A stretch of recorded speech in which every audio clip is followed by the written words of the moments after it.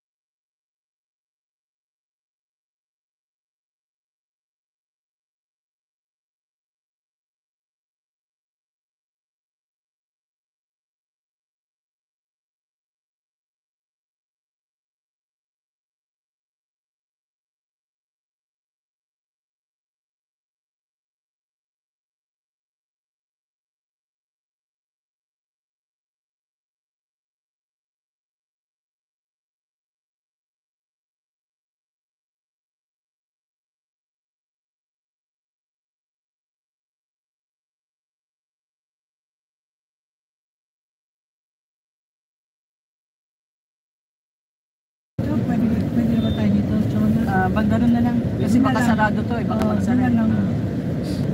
Minsan nagsasara yan. Yung sa susunod na lang po. So, Actually, pwede na rin sa Taft eh. Sa kayo ba? Sa ano na rin, sa may-ami na rin. Okay. Kasi yung bangko is just a block away. Si Emma, ilang dito rin? Actually, si Emma, dalawa. Si Emma, pagtawid mo dito, may Watson dyan. So Watson lang si Emma. Malaki yung Watson dyan eh. Saan? Sa TAP? Ito, hindi Hindi mismo. Pagtawid mo naman ng Taft, Watson na yan. Hindi, sabi ko na siya sa amin.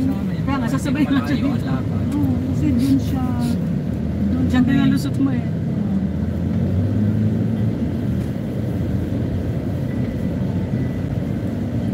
Niya ko na sa kanya hindi ko maalala. Bakit siya rin din yung maalala? Ha? Isang linggo lang. Enjoy po ako. Makita ko si Mami, doon tawa nga ako. Puro kain ko. Sabi nga ni Mrs. Magaling niyo ba talaga ng lisensya? Hindi. Ikaw ba yung magre-renew talaga ng session? Ang ginawa ko, hindi mag-host ng pagkain to. Siyempre, ano ka ba? Eh kasi sana sinabi mo, magsasarado ang